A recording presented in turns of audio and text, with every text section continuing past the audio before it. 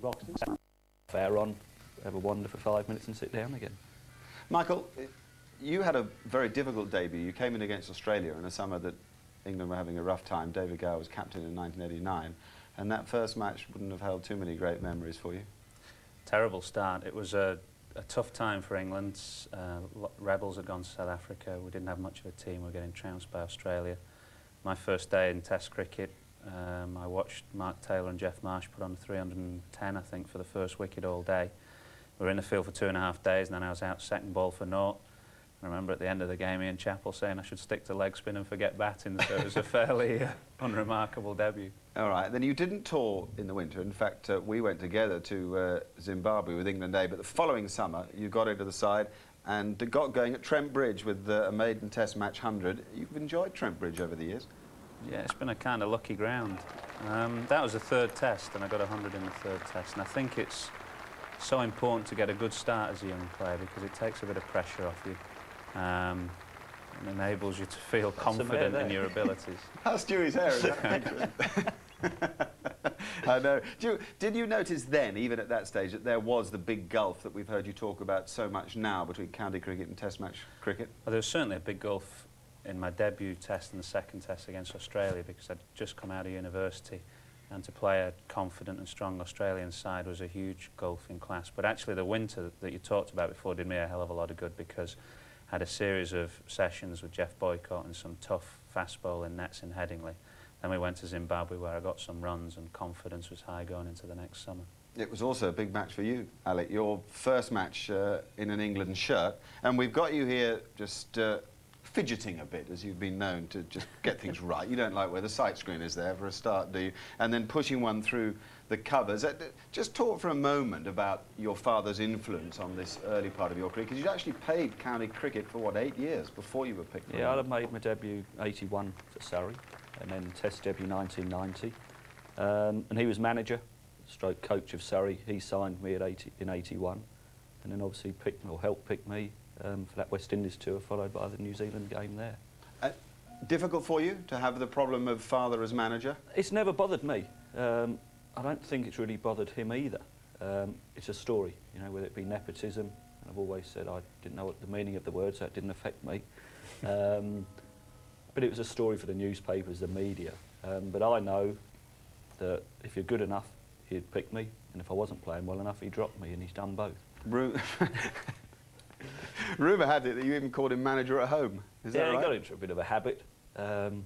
It's just one of those things, you know. But he's a father, he's a manager, he's a good friend too, which I think is very important. He's had the biggest influence on my career.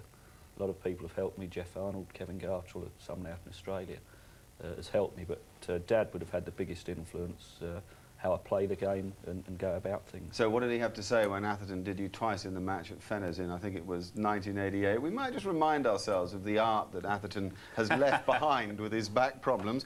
You may not like what you're about to see, Michael. Oh, God, is this at the Oval? Oh, dear. Have a look at this. He got the Whoa! I got the yips that day, actually, and I think that's what did me in the end, more than the back injury. See, Shane Warne uses that video on how not to bowl leg spin. Well, how did you get out to it twice, then?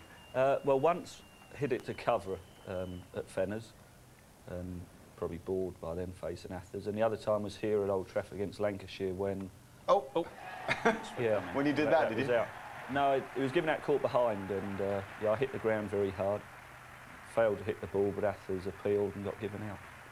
Well, you've got Vensark here, caught and bowled. You look appalled by the whole thing, and then all the boys come in and give you a bit of a You hadn't seen what I'd bowled before. That is the most dreadful stuff. That isn't the best. No, that's not good. And what follows isn't the best either. No. So was this an early problem with the back, or was it really the yips on the day? No, it was very much the yips.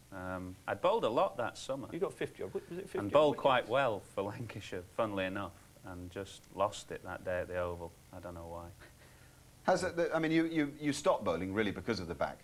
Yeah, I had an operation the winter after that particular episode there, and really didn't bowl very much after that. And I kind of missed it really because it was just good to pass the time in the field on a long day in the field, to bowl a few overs, made it go quicker, got a few wickets here and there, and quite enjoyed it by and large. Didn't enjoy that particular episode.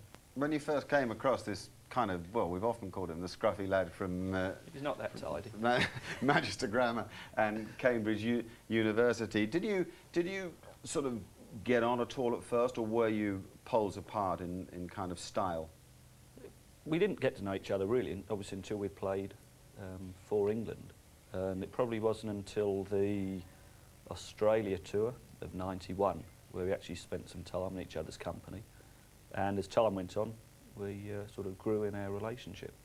Well, we're going to have to show a bit of you keeping wicket, because we've seen the other string to his bow. Well, you now get chosen as a wicket keeper, not actually for the first time, but it's the first time you were brought in, I think, specifically to do a job. I know you've done it in Adelaide. There's the great Viv Richards, and you've got him caught behind. It's a wonderful catch, this.